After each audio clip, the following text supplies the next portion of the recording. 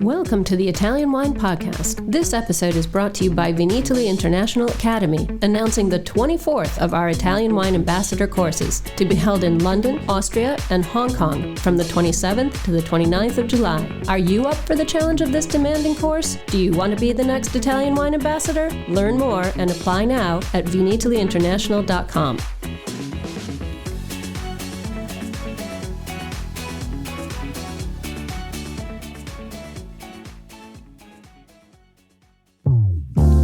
Hello, everybody. My name is Polly Hammond, and you are listening to Uncorked, the Italian wine podcast series about all things marketing and communication. Join me each week for candid conversations with experts from within and beyond the wine world as we explore what it takes to build a profitable business in today's constantly shifting environment. This week, we welcome one of the true free thinkers in wine, Dan Petroski, founder and winemaker at Massican. Anyone who follows wine media will know Dan, a renowned innovator, self-taught winemaker, and consummate storyteller. Today, we talk about taking chances, tackling big issues, and the myriad possibilities for tomorrow's wine marketing. Let's get into it. Welcome, Dan Petroski. I am super excited to interview you because you and I, we cross streams from time to time, but I have never had a chance to actually sit down and speak with you. So glad to have you here. Thank you so much, Polly. I feel the same way. So you do a lot of interviews. And when I was doing the research for this podcast, I was thinking to myself, how do we actually make certain that we're just not regurgitating the same old answers that you've given time after time after time? So what I'm going to say is if anybody wants to know how you got into wine, that's all been talked about. You know, if anyone wants to know about Larkmead, that's all been talked about. We're going to skip over all of that because I want to talk with you about the weird ass decisions that you make around building Massican. I'm fascinated by this. So that's the direction that I hope that we will go today.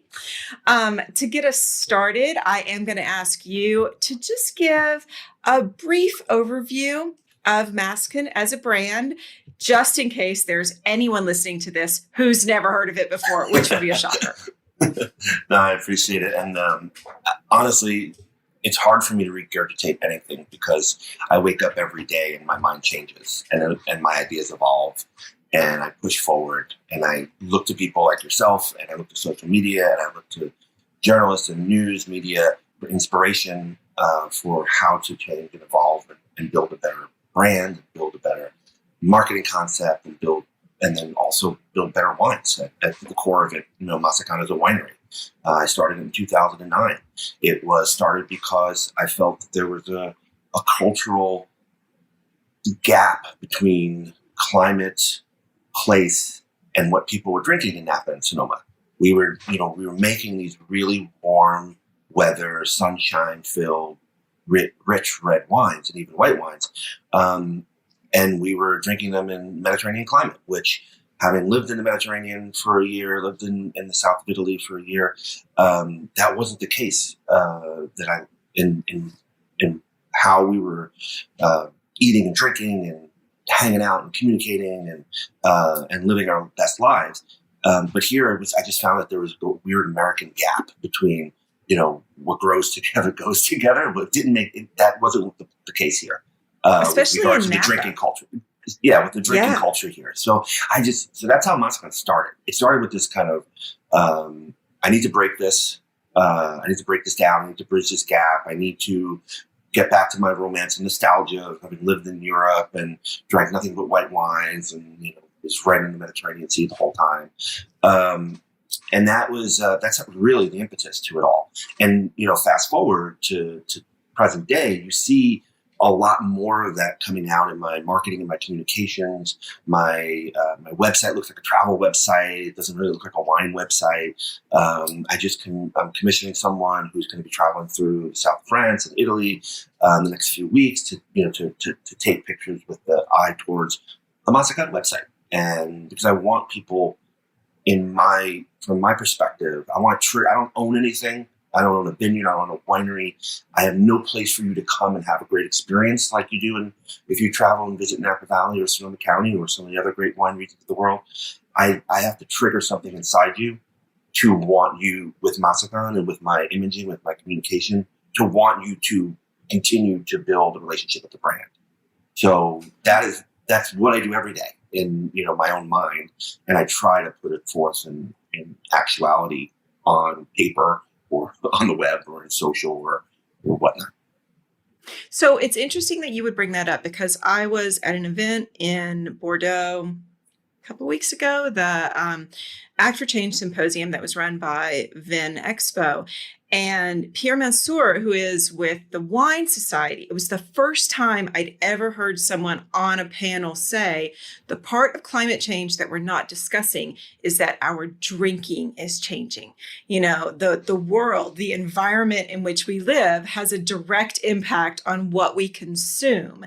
And this is just, it is completely glossed over. And I mean, fair enough, because we're all freaked out about climate change, right? So I think it's completely reasonable that we're not sitting around talking about that. I'm really glad that you brought that up. I kind of want to jump into the efforts that you've made that, when I say are weird, they're not weird to the rest of the world, but they're kind of weird in the wine world. So I mean, way back in the day, you're talking about NFTs now, but you've been involved in NFTs for a long time, correct? Yeah, there's a lot. We're going to talk for a while, Polly. Oh yeah. Well, do you know the crazy thing? I can see all your NFTs. I go into OpenSea.io and I'm like, oh, and that's a part of the NFT world that I find completely fascinating. I'm like, oh, look, everything. He's a Steve Aoki fan. Yeah. Who knew, No, I literally 15 minutes ago just bought another NFT.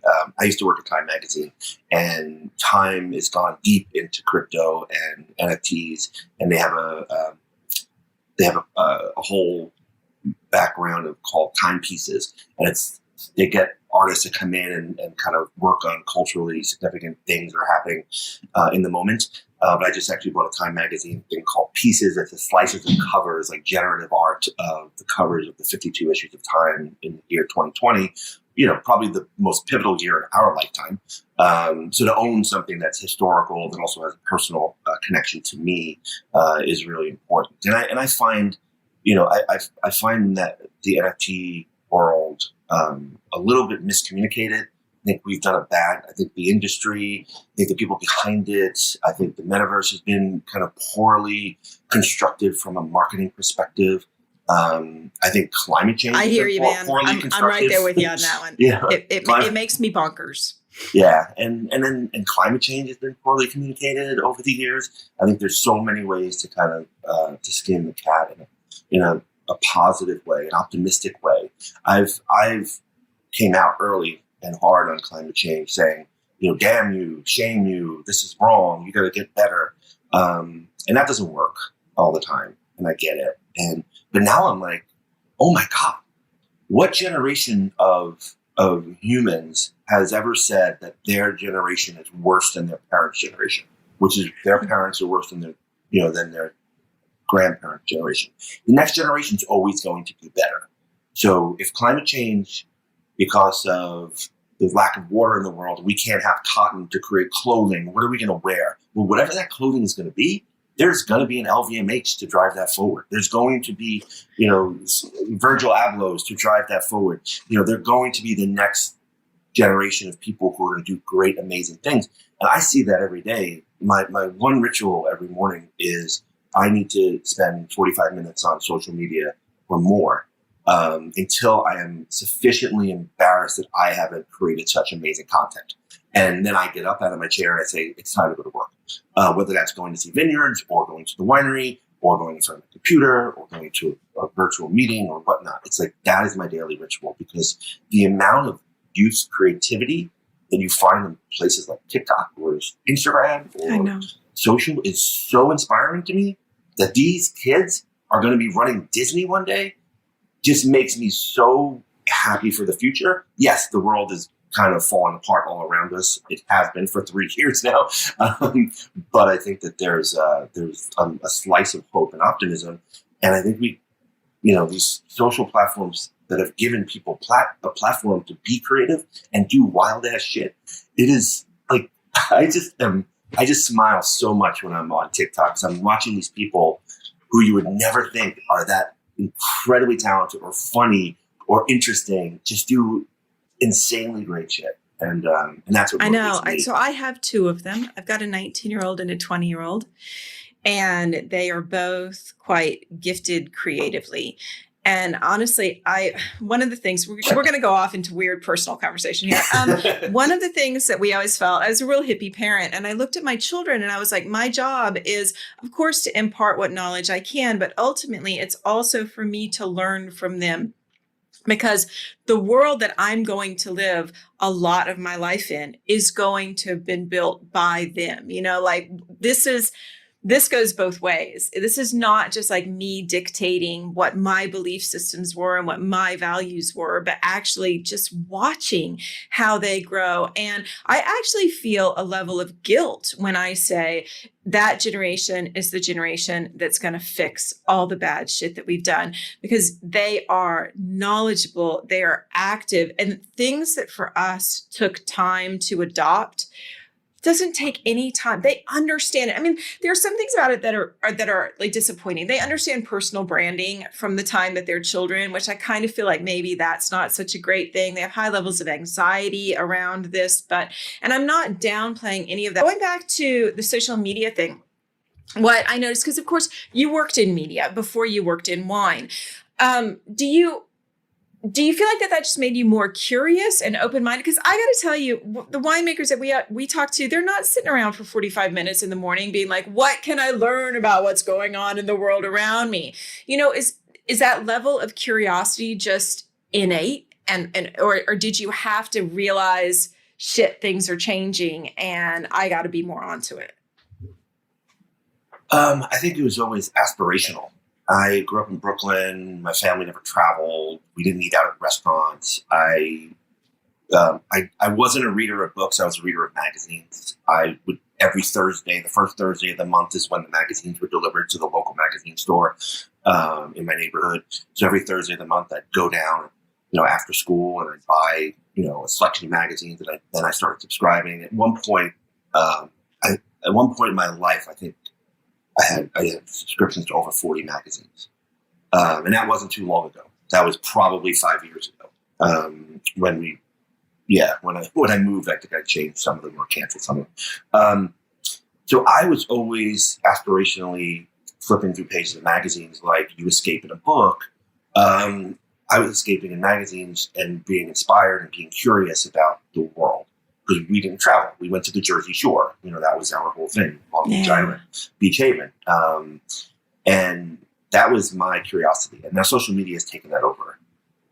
Twitter is my newspaper, and Instagram is my glossy magazine, and TikTok is the kind of People, Entertainment Weekly, kind of entertainment side of it. So if you think about social media, they've kind of fallen into these buckets of what they provide well.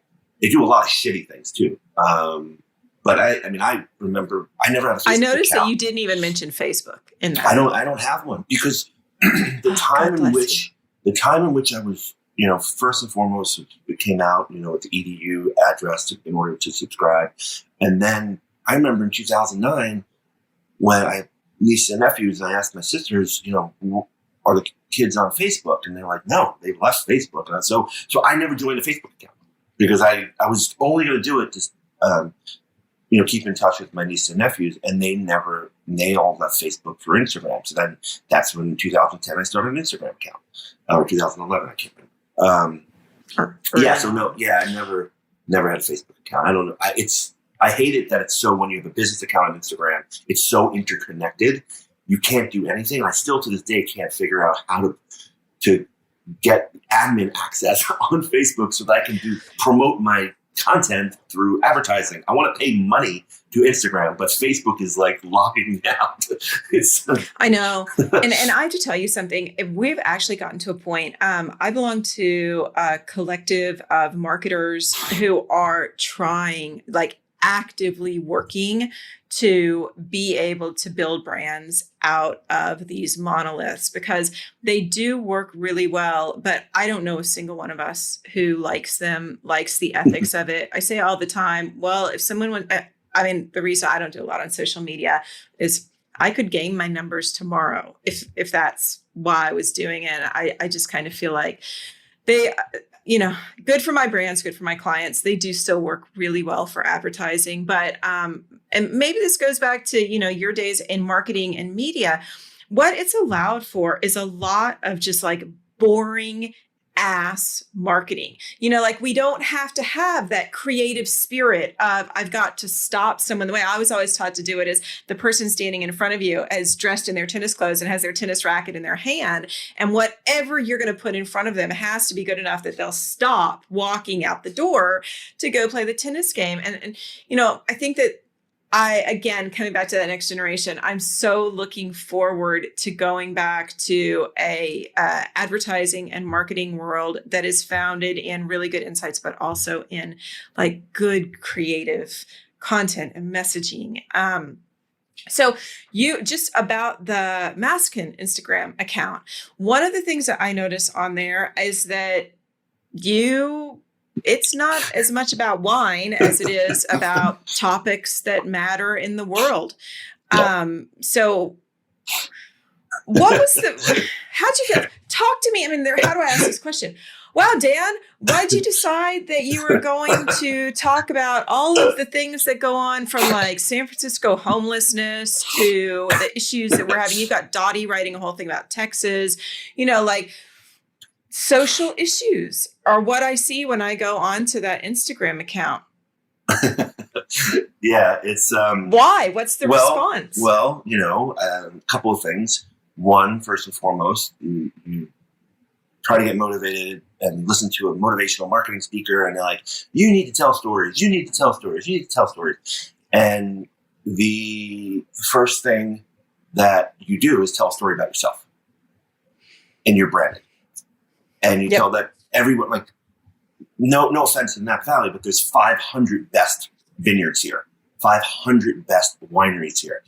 It's like we're an upside down pyramid of hands the best. With grapes, hands with grapes, soil stories. It's like I've been living here for 15, 16 years. I'm like, I don't want to take another fucking picture of a vineyard. I'm like, I love it. I love them. I'm high five. Blessed. I'm blessed, but I don't want to take another picture of a vineyard to post on social media. I can repost all the pictures I took for the last 10 years, and no one will know the difference because my following base has grown differently, and 50% of the people don't see it anyway. But more to the point, why did I change? I didn't want to tell stories about myself. I didn't want to post bottle shots. I didn't want to be writing and talking about wine all the time, because wine is I've never in my personal life opened a bottle of wine and drank it myself. I've always done it with friends, family, my wife, etc. I never, ever opened a bottle of wine. So I love wine, but I love that it actually brings people together. And when you're together, you rarely spend more than a couple of minutes talking about the wine. You talk about other things. And so during the pandemic, we all were locked up. We were all in quarantine, and we needed to escape. And my first partnership in storytelling was escapism. And I worked with Fighting, and I had access to all of their editorial, all their photography. And I posted escapist concepts, things we want to do. We want to travel. We want to eat. We want to do art. We want to do. And so I posted it. And I said, also, I'm going to do something different. I'm going to actually put words on Instagram. And I'm like, crazy. I'm posting 1,500 word stories on Instagram in the stories and highlights platform. That's just nuts. I've had people ask me, how do I stop it? How do I read it? I'm like, hold your thumb on the screen. And like literally, because my customer base, from Massican, direct to consumers, they tend to skew older. My generation for, kind of Gen X, but older Gen X in their 40s and late 40s, and not necessarily super familiar with certain platforms. But so that was the first thing was when we're all locked in our home, we wanted to escape to another place. And this is kind of my whole metaverse theory as well. And then when we started to create pods and we were gathering together outside, the world was falling apart. On top of the pandemic, here in America, we had issues in Minnesota, and then we have issues with our election. Then we have, this psychopath trying to, overturn the country. And all this stuff everything was breaking down. Societal norms, government was breaking down, healthcare systems were breaking down, everything was breaking down. And so these are things we were talking about. So we were drinking countless bottles of wine, great wine. We thought it was the end of days. So I opened all the best wines to my cellar for my friends. And we talked about voting rights in Texas. And who better than Dottie to write about that? And I'm sorry. She's amazing. So yeah, I love her. great. Actually, I love Dottie because she's one of these people in wine that you can get like a 2-line email from her and it feels like you've just been hugged, and that's we need that. We need that so badly. And we all need it right now, especially. Yeah. So I'm happy to sing Dottie's praises on the podcast. But the one thing I did was so we went from lifestyle to news. And then I said early on, and now we're writing a cookbook. What I said early on was nothing is sacred. If you hold on to things that are important, that you think are important and sacred, like being the best vineyard in Napa Valley for your entire life, you're not going to have a marketing communication method. You're not going to evolve. You're not going to go anywhere. So we spent a year doing news, and my touchstone to that was the people I was hanging out with were wine writers and wine industry people during the pandemic. So I asked wine writers to write about stories that mattered to them and to highlight the good issues, to highlight the hard issues, the challenging issues, highlight the organizations that were doing great work. We gave, I don't tell this to many people, but I guess I am now, but we gave, along with every story that was written, the organization received a charitable donation from Massican. And then we wanted to put a human face on it. And again, not telling stories about me, but telling stories that we would talk about at the dinner table, because wine creates conversation. In vino veritas. Some of the conversations are hard. Some of them you don't want to have. Some of them, you leave the table kicking and screaming and yelling at each other. But that's what I wanted to do, and we did it. And all the stories, except for one, were written by wine writers, and it broke them out of their comfort zone, and that was amazing to me. Did you? So I've not seen any other wine brands do that in a ongoing way. Like there's certainly a post here and a story there. What was the response from your audience? I lost a bunch of, depending on the topics, I lost a bunch of subscribers. I lost a bunch of mailings customers. I don't care. I mean, your customer has a life cycle of 4.7 years anyway. So if I lose them because I say something or write something bad, I don't post my my politics come through the stories we tell. But I'm not, my voice will get lost in, a tweet or a black box on Instagram. I'd rather do something more meaningful and spend time doing it. And also at the time, it was the pandemic. I was paying my friends. I was paying wine writers to write stories. I was paying photographers. I paid $1 a word. That's more than most writing publications in America are paying writers for content. Absolutely. I was not doing this. I wasn't asking anyone. I never asked anyone to do it for free. I asked everyone to be equitable, so everyone got paid the same. My designer, my editor, the writer, and the photographer were all based on the $1 word, 1,500 words, $1,500 a month. I would pay each of those 4 people. And I worked with I gave them opportunity to break their comfort zone, and also during the pandemic, I had a good pandemic. Massican had a great pandemic. My wines kept flying off the shelves and corks being pulled on tables nationwide. I was very, very fortunate. So I pushed that forward. Yeah, we had a degree of survivor's guilt because we were in an industry, like for years, nobody wanted websites in wine. Nobody wanted digital marketing in wine, and pandemic hit. And we did very much the same thing. I think that what's interesting about that, so I go on about how when you've got these vines in the ground and, these huge multi-million-dollar locations and your massive dozens of staff, we are the most risk-averse industry I work with, wine. It's just completely unfathomable to me. And that it feels to me like that then becomes an entrenched personality type. And then it's a judgment call against the people who are doing something different. From day one, without having all of those necessary in the ground investments, has that just allowed you to be adaptable? I mean, do you feel like you're more resilient? Did you ever say to yourself, I'd be doing better if I had the tasting room and the staff and the plantings and the whole thing. Not really. Because originally Massican started as kind of an adjunct passion project to my day job. And then it grew. I knew it was going to grow. I knew it would be successful. I was very proud of what I did. I hit a niche. I'm still a niche with the only white wine winery in Napa Valley.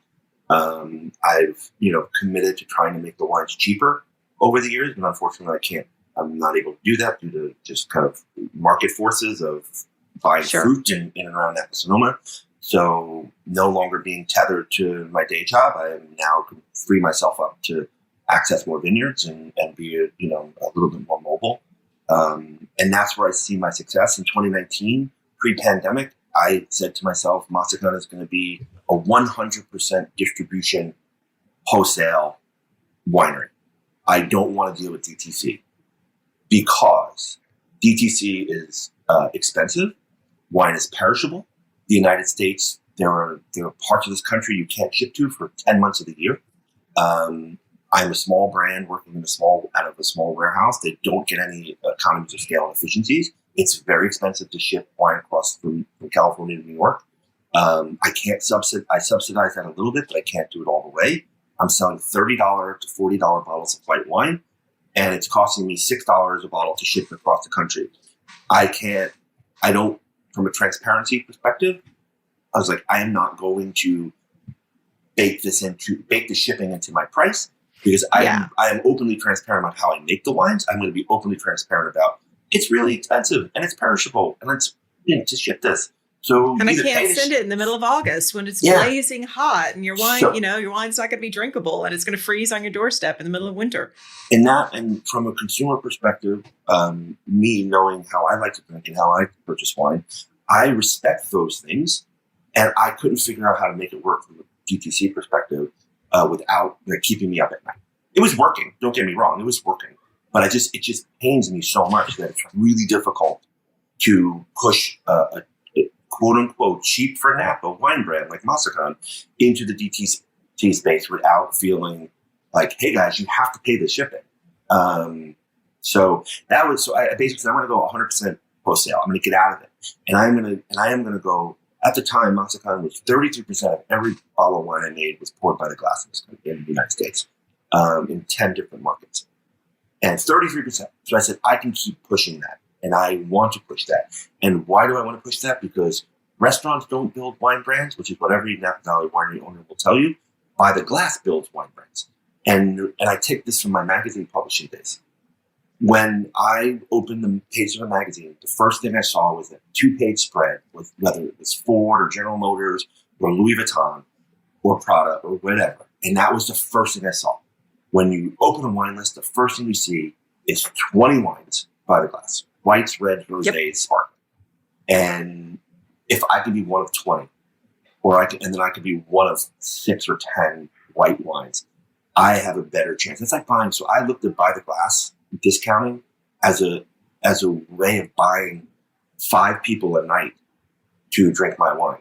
It was $1. I was discounting $5 a bottle to be by the glass in some restaurants. That was $1 per person I paid for them to try my wine. Which is cheapest chips customer acquisition cost. You're rocking it. So I looked at it that way as opposed to like my early days of trying to do some promotions on Instagram, and I was getting $5 per click through.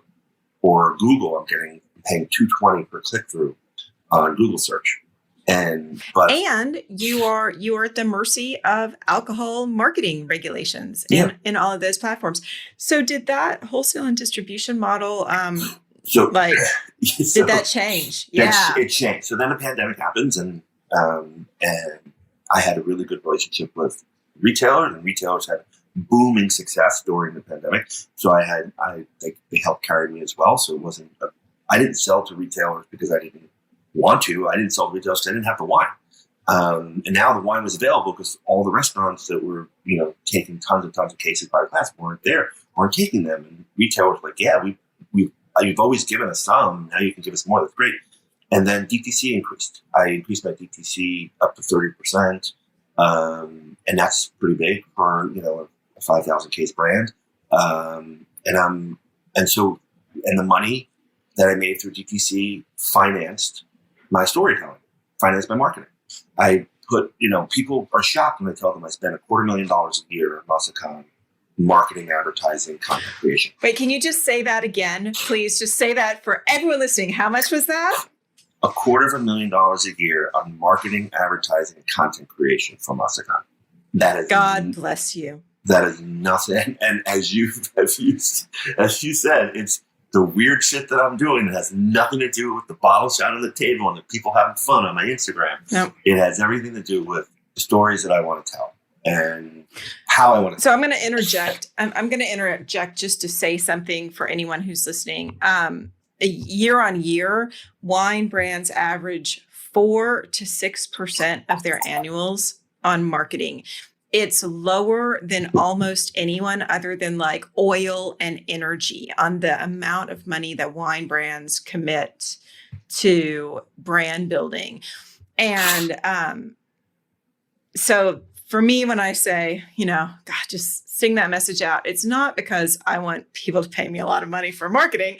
It's because how can we compete with markets where Coca-Cola spends, 24 minimum % of their annuals on marketing? We've got brands who are upwards of that. You've got 30% on some.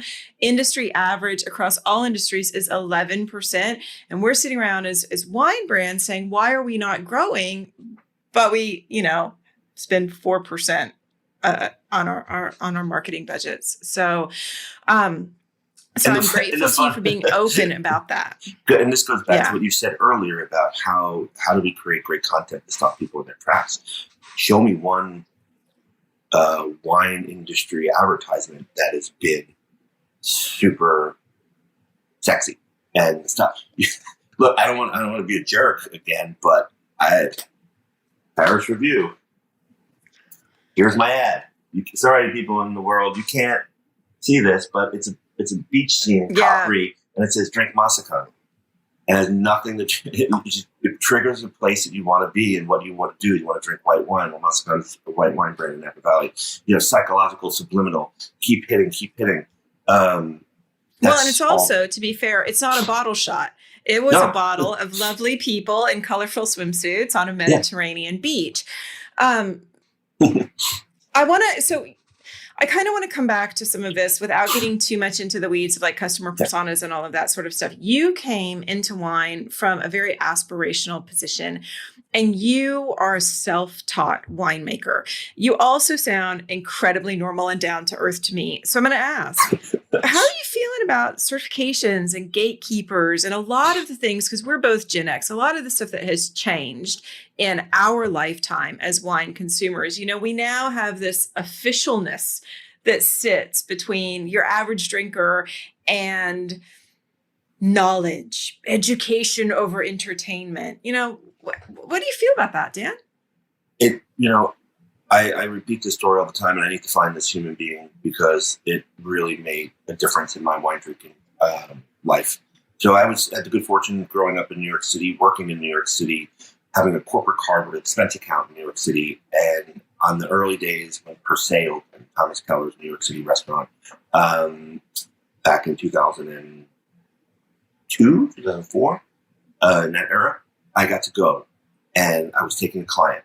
And I didn't really, and they were a wine drinker, but they weren't sophisticated. I was on my path to becoming a wine, being the guy who everyone hands the wine list to in a restaurant because I could read a lot about it. I used to read more about wine. Because those 40 magazines had some wine magazines in there, probably. Yeah. And so this gentleman in his perfect, blue suit and shiny shoes came over and wasn't intimidating at all. And when we talked about wine, or I tried to look important about wine in front of my client and do all the stuff, he just made the experience so perfect, seamless, generous, hospitable, and delicious at the same time. And I am gobsmacked because I can't remember who the hell this guy is. and I want to meet him and thank him because after the fact, I learned that was a sommelier. After the fact, this is right back 2002, 3, 4, whatever. And Andre Mack worked at Per Se at that time. Jimmy Hayes worked at Per Se at that time. Michael Manillo was a GM here in French Laundry, worked at Per Se. I asked all of them, who is this person? And the one thing I can't find, it's probably in some book, in some box somewhere, he wrote on a card the name of the Riesling that we drank for me so I can go buy it in the store. And I want to find that card so I can look at the handwriting and show it to Andre and show it to Jimmy and show it to Michael. Who was this guy? and so right then and there, I knew that this position was important and it would make the dining experience much more comfortable. And so I believe in the sommelier in a heartfelt way because it had a personal connection to me. Certifications, take it on your own path. I have an MBA. I don't have a degree in enology or viticulture. You can choose what's important to you, what's passionate to you, in order to help yourself be better at what you do. And there are amazing sommeliers that don't have certification. There are amazing sommeliers who don't have certifications. That's so true. And I've spoken with somms, like old school somms, where that just wasn't even an option for where they were geographically at the time. And unfortunately, and this is kind of one of the reasons I asked the question, those old school somms who have all the knowledge, all the skill, and all the hospitality training, right? There's a pushback against them in some places, even using the language of sommelier because they don't have the certification. And going back to the education and entertainment, you have gone aspirational. You don't talk about your wine in the highfalutin sort of way that we see quite commonly in Napa. Why not? I mean, well, I'm you are a Napa wine brand. My best. My philosophy on marketing and the human condition is I want people to make a choice and then be affirmed of that choice after the fact. I want you to drink a bottle of Massican because a friend told you it was great. You enjoyed it. You purchased it. And then a year later, you find out that was number 20 on the Wine Dictator Top 100 list last year. I don't tell you that. I don't want to tell you that. You will build longer, more thoughtful, more healthy brand relationships with consumers if you're not pushing them. If you're letting them take their path, you're letting them make their choices. And when their choices are affirmed, you build their confidence.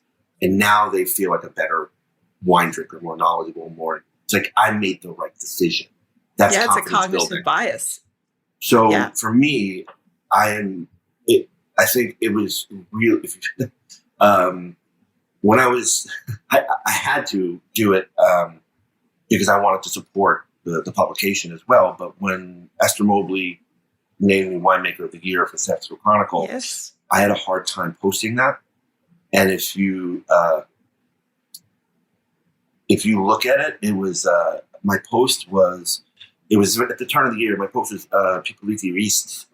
She was at the New Museum in New York, and it was her hanging light exhibit, and it was just all very magical and creative and beautiful, and it was how I felt inside. So I didn't post a picture of the newspaper. Are you an introvert? Like honestly, maybe that's why I'm going deep into the metaverse. But are you like personally an introvert? No. I'm out every night. I'm all weekend around Napa. I'm the mayor. I go to certain restaurants, and people when I walk into a restaurant, bars, just the bartenders just start making my drink. I love going out. New York City was like the best 10 years of my life when I was working in corporate and working in Midtown. Had a suit every day. Had a credit card that someone else paid. Yeah, those are the good days. Awesome. But I am an introvert. I am not like a gamer or anything like that. But as I've gotten older, what I've left behind me is no regrets. I don't feel a desire to have to be somewhere, do something. I don't get FOMO. I feel very fortunate that my life has been fulfilled in so many ways, and so I right now I'm kind of dialing back, becoming more of like I just want to be at home. I think with pandemic and the quarantine taught me is eating and drinking at home is amazing, and we just do more of it. And it also helps wine sales. You know. So I'm curious about things that people don't talk about, because I think you will. I hope I'm right. What are things that you thought were going to work that didn't? Was there anything along the way that you're like, yeah, I have a lot of confidence in this, and then just crashed and burned? You know, I do a lot. I spend a lot of time, money, and energy on doing all the things I do. And I can't, everyone's like, what's the ROI on that? I'm like, it's like, that's the only, people ask that question. Those are people who don't advertise. I used to sell advertising for Time Magazine. And, you know, television advertising, the whole industry is built on just the repetition of branding. It is. And brand awareness, brand lift. No, I'll bet you a drink the next time I see you that if you look at the statistics after the Super Bowl, no one the day after the Super Bowl in America goes out and buys a Ford F-150. I bet you their sales are zero the day after. But they just spent $5 million to do a 30-second clip or minute clip on the Ford F-150. You know, so I think we have to put things into perspective. So I would say none of my stuff works, but at the same time, I'm sold out 4 months of the year, and I need to make more wine because I can't stock the shelves, keep them in restaurants, or sell to my customers because my wine brand sells out for, you know, it's only available at my current quantities at, you know, 8 months a year. So if we're not talking about ROI, and we're talking about happiness, were there things that you were like, yeah, I'm going to do this, and then you personally got into it and you're like, this sucks. I don't enjoy this. And the reason that I'm digging into this question is that I feel like, you know, when you work in creative, when you work in office spaces, to be fair, we have so many spaces of work where we have feedback, you know, and we also have open discussions of failure in a way that isn't catastrophic. And we do it and we all learn from each other. Like that notion of thank you for the feedback and it's constructive is really, really useful. In wine, we don't tend to talk about things that went wrong or things that we hated doing. And so everybody's just kind of making the same mistakes in their own little pocket over and over and over again. Well, I just saw a great quote and that I never saw before this week. And it said, the amateurs are into strategy, the professionals are into logistics. And it was a military quote because that's, if you think about it, it's all about, that's a whole warfare strategy and logistics, but it actually goes to every part of your life. And I think about that too. I make a really delicious vermouth that came out of the garbage of wines that didn't make my final blends. And I kind of decided to aromatize it because it was too stinky and too farty and it wasn't, you know, tasty at all. And it would ruin my wine if I blended it in. So I made the vermouth product. And over time, to get it to my standards, it was costing me more and more and more money to make it. But at the same time, you are fortunate because you live in a culture right now in Barcelona that you know, there's a vermouth culture. You grow up with, you know, that. Totally. And Americans want to bring that into their lives because every American who goes to Europe and spends time in Spain or Italy or France, and they come back and they're like, oh, why can't I do this or the other? And that was and part of that is like this kind of vermouth and soda or tonic or whatever. And so I make this really great product, and I just logistically can't make it work on my volumes, on my scale, and also command the price for it that I think it's actually worth. Because the best vermouth in the world is Dolan Dry, and that wholesales for anywhere between $8 to $10, depending on where you are in the country. I sell my vermouth wholesale like $10, $11, and I lose money on it. So, and the only reason I do that is because I respect the vermouth marketplace. I respect that Dolan is the greatest, you know, dry white vermouth in the world, and it works in every cocktail. And it's the bartender's best friend, and it's a luxury. It's premium, and premium is 8 to 10 wholesale.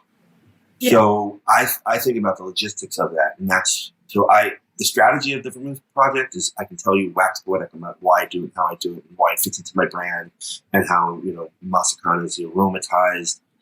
everything aromatized is Dan Petroski. White wines, aromatic. Vermouth is aromatized wine. Belgian Coffee, wheat beer, upcoming body products, gin.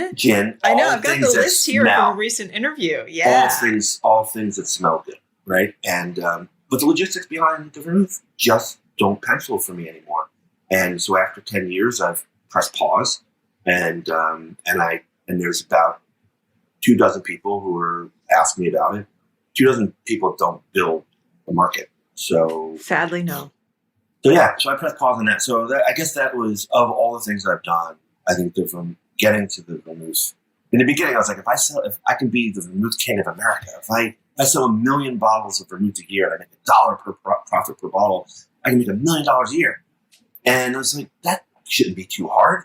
And I realized it's not what I want to be doing with my time, and it is hard. It's harder. Yeah. So it's awesome that you tell that story, because on the one hand, it's like, okay, it's something that didn't work, but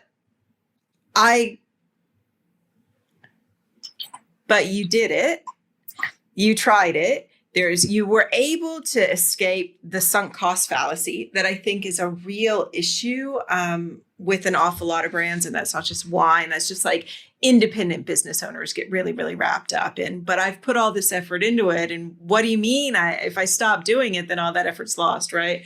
Does that, and then also it frees up your brain space after those 45 minutes of social media in the morning to say, well, I've done that and I've tried that. So now what am I going to replace that with in my mind or my thinking or my strategy or my logistics? So with that in mind, do you think that changed your view of, I'm going to be the king, of all things smelly? I'm going to have the gin, I'm going to have the coffee, I'm going to have the body lotions? It hasn't changed. I still think that Massican can still exist in all of those aromatic spaces, because again, it goes back to this concept that I've been driving home in myself, and then also subliminally in my messaging about, I need to find your trigger, and your trigger with Massican is always going to include something else. It's going to include the first time you had Massican. It's either going to be in a restaurant, it's going to be at your dining room table, it's going to be at a friend's house. It's not ever going to be at my place of business yet. Right. Yet. And so I need to find that trigger. And I think aroma, as we know, is the greatest trigger for memory. And if I can kind of do that and bring people back to Massican as this kind of, I don't know what I'll be. I don't know. I don't think Massican will be a wine brand. I quoted it publicly. Massican will sell more wine in the metaverse in 2030 than they will in real life. And I believe that, because it could be a fake alcoholic beverage that people want to attach themselves to in the metaverse, just like they want to wear a Rolex in the metaverse, or want to drive a Ferrari in the metaverse, or want to wear Gucci loafers in the metaverse. Massican will be that beverage that they want to associate with. And that's my long shot. That's my long game of creating that brand, because that brand is going to be what we want. What I want Massican to have connection with people. So much brand awareness and brand power, right? Yeah. All right. So this cookbook, I do want to talk about the cookbook before I let you off the hook. And here's why. I started counting the platforms that you're using for this cookbook. And for someone who's not doing like quote unquote digital marketing advertising, as you've said, you don't do a lot of. All right. So we've got Instagram, TikTok, Substack, the experiential, the IRL portion of it. And for all of that, then you say, you don't even have to use my wine. Just use something nice and Mediterranean and wine. All right. So kick it down. Tell me about the cookbook project. So that was phase 3 of my Nothing's Precious. Every year we're going to do something new. For years, I've done wine dinners all over the country in amazing restaurants. I've been very fortunate to have great chefs cook against Massican wines. And for years, I've wanted to put all those menus in a book or on my website in a way that was that was useful to wine drinkers. People who drink Massican, I kind of did that on my website. If you look at my product page, I scroll down and I have a couple of things there. And so I was thinking again about the pandemic, the escapism about the pandemic, the stories we told over the dinner table. And then I was thinking about the food we ate during the pandemic and how it brought people together. And so the cookbook came out of it. I had part of my kind of social scrolling, an old friend of mine who used to cook at one of my favorite restaurants in San Francisco. She was on Top Chef and had a really big Instagram following, and she was doing cooking demonstrations in her kitchen in Portland. And then she got on TikTok and went super viral, got like 16 million views on one of her videos, 70,000 followers immediately. And I was like, I reached out to her before she went really viral, thankfully. And I signed her up. I said, hey, I want to do this cookbook and I'm looking for someone to do it in video. And I want to create recipes and I want to do it all video. And she was like, yeah, let's do it. And so we spent a couple of months kind of brainstorming around what we wanted to do. I wanted to drive home the Mediterranean lifestyle, the Mediterranean cookbook concept, and attach it to Massican. Attach it to, Massican being these aromatic, fresh floral, salty, kind of white wines. That could be anything. So it could be, wine, it could be a Martino from the south of France. It doesn't need to be a bottle of Massican. And so, yeah, I've done virtual tastings over time. I've done FaceTime during the pandemic. And I always tell people, don't open all my wines. Just open one, save the others for later, or drink whatever you want. I've done cocktail. I've done over 150, close to 200 personal virtual tastings with customers over the last 3 years. And a lot of it is like, we'll just drink a martini together and talk about climate change, or we'll talk about why vineyards are this, that, and the other thing. And, because people want to connect with the winemaker. They want to connect with the creator, the founder. And they don't want to feel like they're always being sold to. Yes, That's really also the thing is that we are community in wine. We drink and we talk and we share and we break bread. I mean, we talk about this all the time, and it doesn't have to be what I describe as the buy my shit version of the, nobody likes that actually. So that's, you just answered your own question. I took a long way to get there, but it was like, I don't push. But you're doing it. You're giving it away. I mean, like, I love this. You're giving it away and you're doing it in video on Instagram and TikTok. So listen, it's not like I'm packaging it up and, no, we're basically selling it. We're writing the book together. Sarah and I have weekly meetings and we talk about the recipes and then dear friend Jordan McKay, book writer, wine writer, amazing journalist. He's going to package it all up for us. And then, so each month you will receive the chapter on Sicily, the chapter on Liguria, the chapter on Rome, chapter on Sarah worked in Spain. She starts in Spain. We'll do a chapter on Spain. We'll do south of France. And you'll get that. And then if you want to just watch the videos, go take look at the recipes on a monthly and say, oh, I want to do that dish. You can go right to whatever social platform, Instagram or TikTok, and watch it and just be inspired. I cook so many things based on just watching a 15-second TikTok video. I'm fortunate because we cook a lot in our house and I'm not bad at it. So I literally just watched a 15-second video and made this crazy mac and cheese that was like risotto style. I watched I'm coming to your house. I made potato chips. This is good. I made, homemade potato chips to watch a 15-second video. I mean, granted, I know, I'm fortunate that we cook, so I know what a mandolin is. I know what this is. I know what that is. I know, so I thought the videos, it also takes, cookbooks are beautiful. You open a cookbook, you want to eat that dish. Now what video has done is it brought it to life. So eventually we will have, a hardbound cookbook with beautiful pictures, and all that stuff's going to have to be recreated later. But you're also going to have the videos and all the things in the writing. It's like the behind the scenes. We're doing this when we bring this whole package, these 12 months of chapters and this, X minutes of video, hours of video, and we say, okay, here it is. The publishing companies are like, all right, not much to do here. It's already sold. yeah, here's your advance, and here's your like. All right, now here's like let's put a cover on it. You know. So, are you a YouTube junkie? No. So just like Facebook, I never got YouTube. But TikTok is, it's the cliff notes of YouTube. It is the cliff notes. Here's the reason I ask, because I am a YouTube junkie. Like, I love YouTubers. I love vloggers. Most of them are way younger than me. And I just love the entire format. I feel like you can learn anything in the world and you can be entertained in so many ways. So I have a story. I don't think I've told this on the podcast before. There's this magnificent maker. I want to say that she's a master's in material design, possibly out of Germany. Her name's Laura Kampf, and super brainy, very articulate. She did this thing that a lot of YouTubers did during pandemic, which is where they buy a house. Like she worked in building it. So she buys a house, she's renovating a house. Anyway, she said on one of her live streams, because yes, I listened to those.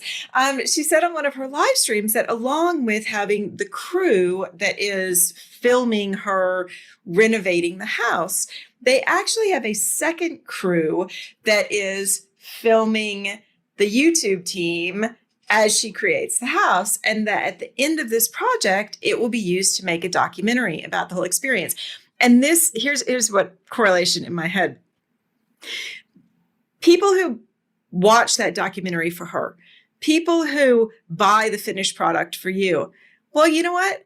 Possibly already have the recipes, have already watched the videos. Like, it's like Radiohead selling albums that they released for free. We all already had them, but we love Radiohead. So we went out and supported something where we even know how it ends. We know how the story ends. But man, the buy-in is profound. So Dan, I love you. I wish you lived closer. I do kind of feel like that the entire past 45, 50 minutes could all be described as, this is what happens when somebody who does X spends 45 minutes a day understanding what's going on in the world beyond X. So I have one last question for you before I let you off the hook. How do you make a color proprietary? So we're not there yet. And I know there's ways to trademark this, and a couple of places have done this. But that was my greatest achievement. And I just am so chuffed about this. But when I just started to redesign my brand after 10 years, I didn't want to tinker. I mean, I created my original brand name because I didn't have money to do it. And I didn't really want to tinker. So I waited to the 10th anniversary. And I thought through it for 3 or 4 years. Like, what are we going to do? What's important? And the color blue was really important because it is like the most popular color. I think like 70% of the people in the world, their favorite color is blue. It's like just crazy. But it also defines the Mediterranean, that pastel nature of like those beautiful kind of, hazy, beautiful color tones. And so I did a lot of research, but my research led me to the Harvard Library and the Harvard Museums. And it just so happened that there was these stories written about this curator who was managing the pigment collection at Harvard.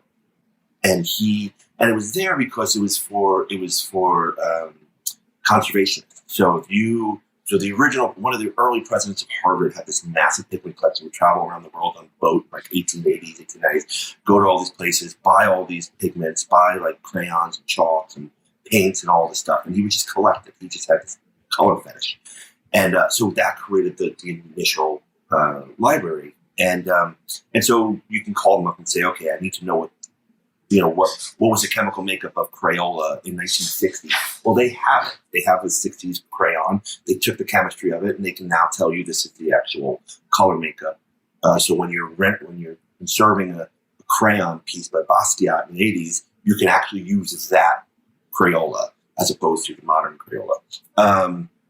So I randomly reached out to this guy because I was just so impressed. I said, hey, I'm going to be in Boston. I'd love to come visit. It was not open to the public. And I told him what I was trying to do.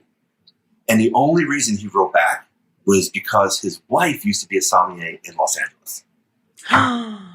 So when he knew it, when I started making wine, there we go.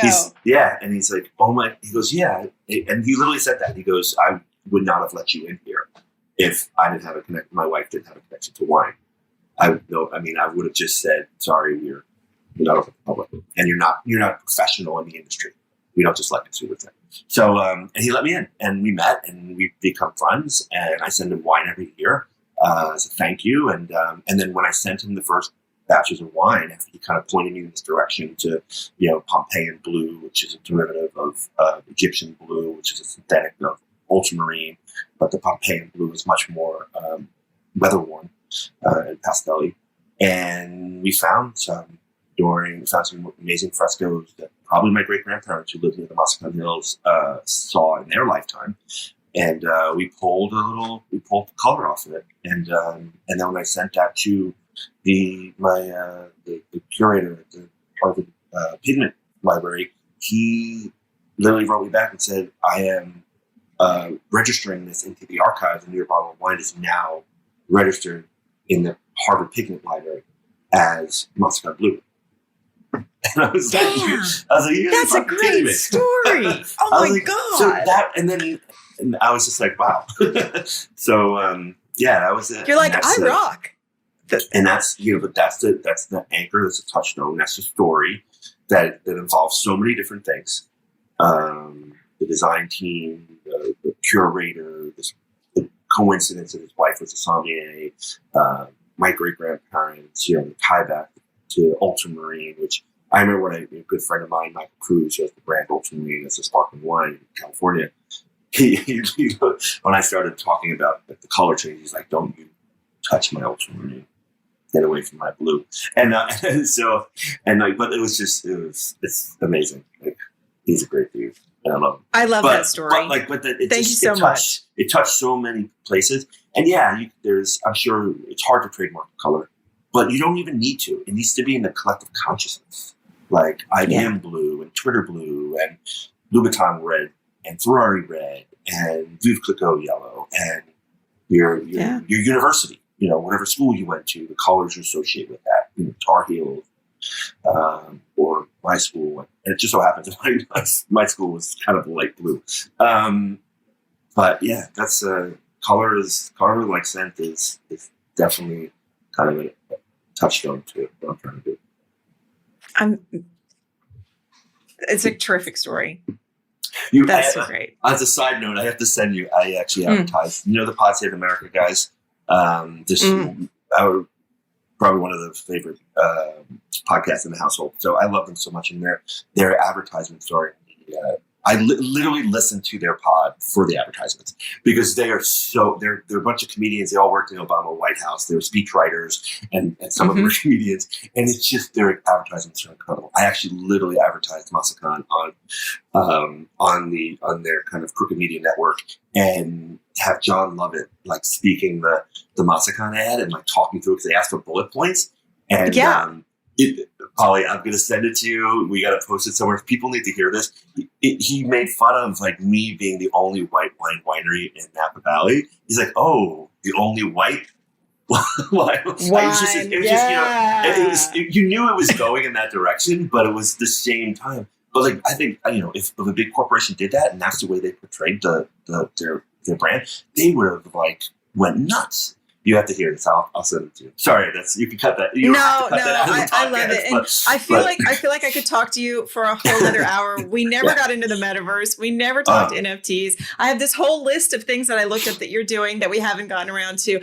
But more than anything, I'm just so impressed with all the ways that you're building the brand. I live in a space where, because I am in digital marketing, it is always, unfortunately, I hope my clients don't shoot me when they hear this, short-termism and ROI drive a lot of marketing right now, and trying to get them to understand that, what I'm going to describe as permission marketing, privacy, ethically appropriate marketing is important. Creative marketing is appropriate. Long-term marketing is important.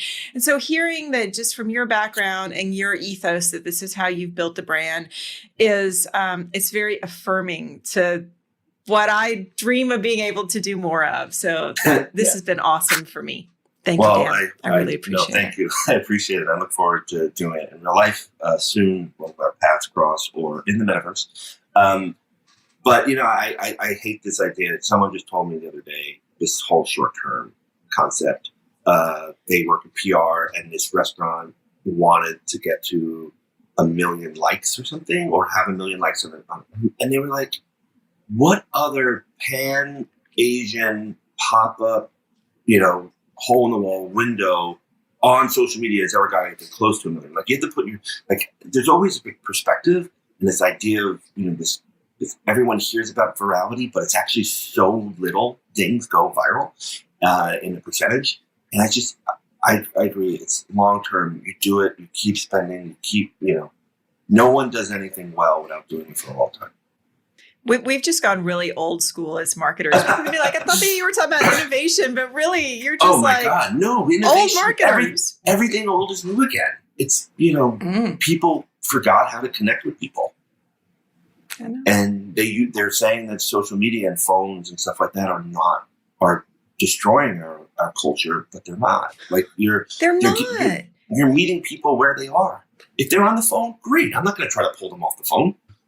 It's not my job in life. My whole thing has always been that good digital actually makes people more human. That if you understand how the digital spaces actually work, and you respect that those are real people on the other side of all of those data points and clicks and everything else, well, we can get a really good, rich picture of who our people are, and we can care for them better, and we can cater to them. Like that notion, we didn't even talk about this, but the notion of customer centricity, this kind of falls flat in wine, because we've got people who are making wine because they're like, well, I wanted to make a wine this way, or this is what I like drinking, or this is what my family's made. Not, is there a window in the market for, that people want this, and I can solve that need for them.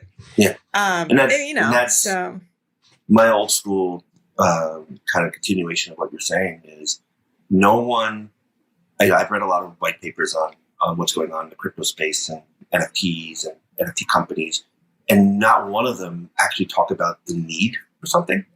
Like, no one needs this in their life. And I was shocked. I was like, whatever happened to old school business blocking and tackling, doing data research, you're looking at things. And so I love writing business plans. I love creating ideas and figuring out viability.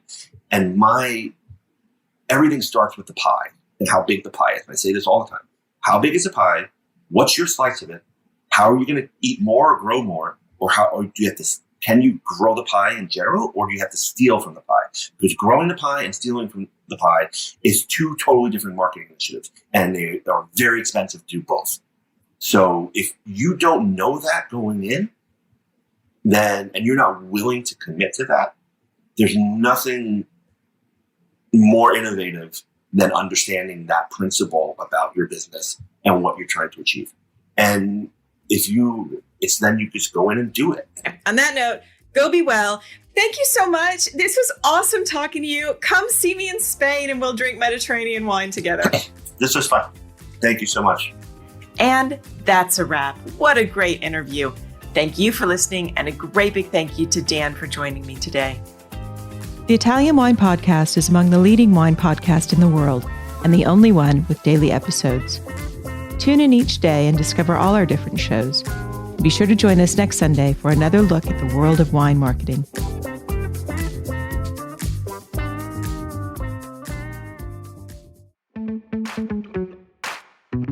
Thanks for listening to this episode of Italian Wine Podcast, brought to you by Vinitaly Academy, home of the gold standard of Italian wine education.